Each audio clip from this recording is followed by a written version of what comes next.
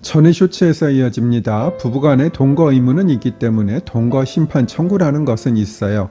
그런데 경험이 많은 저도 이런 것을 거의 보지는 못했어요.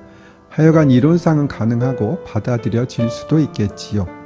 예를 들어 바람이 나서 집을 나간 남편을 상대로 동거하라는 심판을 청구하고 그 절차에서 승소할 수는 있겠어요.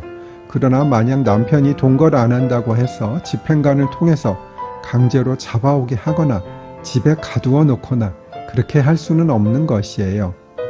즉 직접 강제이든 간접 강제이든 강제 집행을 할 수 없는 경우라고 보시면 돼요. 추후 직접 강제, 간접 강제에 대해 설명드리도록 하겠습니다. 권리의 실현을 하려면 먼저 법원의 판결을 받아야 하겠지요. 돈 받을 권리, 등기를 넘겨받을 권리, 이혼할 권리 등등 정말 많은 권리가 있습니다.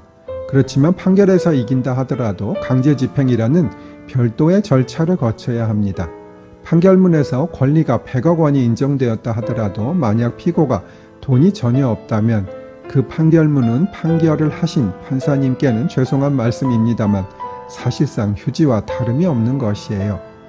그렇기 때문에 소송을 하면서 강제 집행을 미리 고려해서 보전 처분을 한다든지 등의 준비를 해놓는 것이 중요하고요.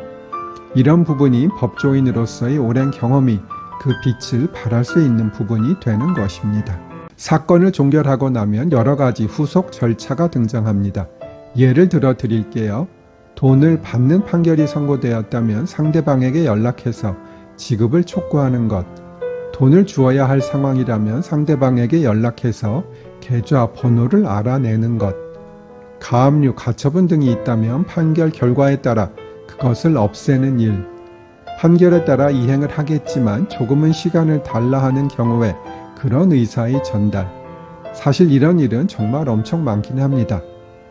그렇지만 이런 일이 당연히 변호사가 처리해 줘야 할 것은 아닙니다. 저는 의뢰인들을 생각해서 아주 힘들지 않은 것은 그냥 해드리는 경우도 있긴 하나 너무 많은 것을 당연하게 요구하시는 분들이 가끔 계시기는 해요. 전의 쇼츠에서 이어집니다. 공탁을 한다든가 담보 취소 신청을 한다든가 소송비용 확정 신청을 한다든가 하는 것은 직원들이 할 일도 꽤 많고 나름 법률 지식을 상당히 동원해야 하는 경우가 있습니다. 그런 경우에 저희가 실비를 받겠다고 말씀드리면 가끔 역청을 내시는 분들이 있습니다. 그렇지만 예를 들어 병원에 간다면 갈 때마다 비용을 부담하게 되는 것이지 공짜로 해주는 일은 거의 없잖아요. 그런 면에서 저희가 당연히 해드릴 일은 하겠지만 꼭 해야 할 일이 아니라면 비용을 청구할 수도 있는 것임을 의뢰인들께서도 이해를 해 주셨으면 합니다. 그래도 저는 비용을 좀 넉넉히 받았거나 아니면 결과가 좀 좋지 않은 경우 등에는 비용을 안 받고 해드리는 일도 다른 사무실보다는 상당히 많다는 점을 알아주셨으면 합니다. 저를 좋게 봐주신 박땡땡 여사님 계신데요. 어느 날 댓글로 저보고 만찢남 같다고 하시네요. 아무리 생각해도 그 뜻을 몰라서 찾아보니 만화를 찍고 나온 남자의 줄임말이라 하네요.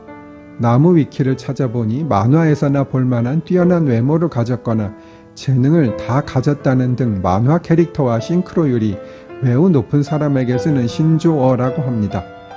저를 좋게 봐주신 박땡땡 여사님의 과찬의 말씀에 대해 대단히 감사드립니다. 그런데 이상하게 저를 좋게 봐주시는 분들은 대부분 50대 이상의 분들이신 것 같습니다. 젊은 처자분들이 좋게 봐주시면 좋을 텐데 저는 여사님들에게만 마음에 들게 보이는 것 같습니다. 다음 생에는 젊은 여성분들이 좋아하는 서타일로 태어나고 싶습니다.